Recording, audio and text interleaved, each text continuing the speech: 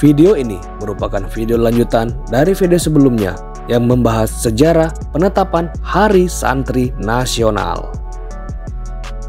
Setelah pertempuran yang berlangsung pada tanggal 27 hingga 29 Oktober tahun 1945, dukungan rakyat Indonesia dan dunia internasional terhadap perjuangan kemerdekaan Indonesia semakin kuat.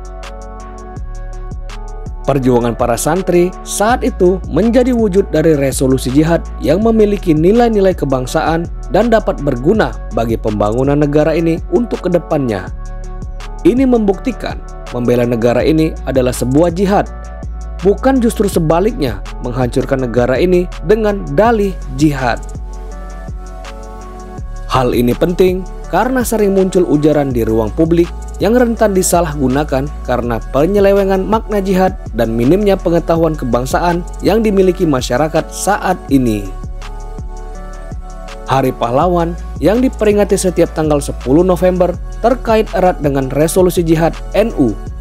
Para ulama, kiai, dan santri turut andil dalam mempertahankan kemerdekaan Indonesia dan terlibat dalam peperangan besar sejak tanggal 25 Oktober hingga tanggal 10 November tahun 1945.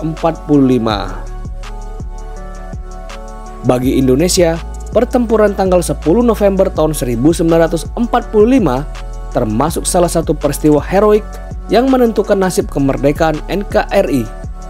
Artinya, jika perlawanan arek-arek Surabaya yang menentang penjajahan kembali dari pasukan pemerintahan sipil Hindia Belanda atau NIKA melalui pertempuran 10 November itu tidak ada, maka kemerdekaan yang diproklamasikan pada tanggal 17 Agustus tahun 1945 bisa jadi juga tidak akan pernah ada.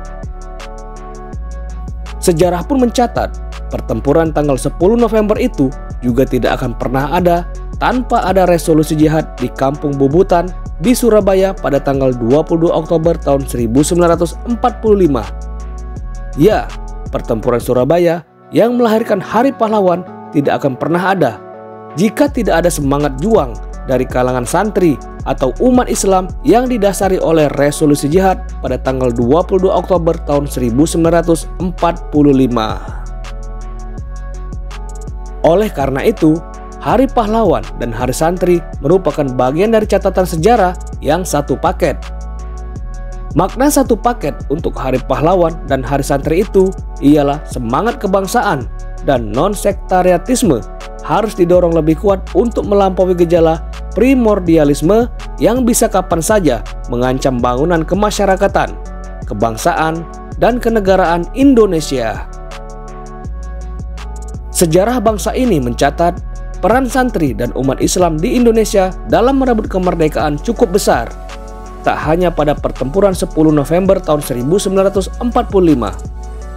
Pada masa perang di Ponorogo tahun 1825 hingga tahun 1830, kaum santri turut membantu Pangeran Diponegoro melawan Belanda. Begitu pula pada perjuangan melawan Belanda tahun 1888 di Banten. Semoga paham.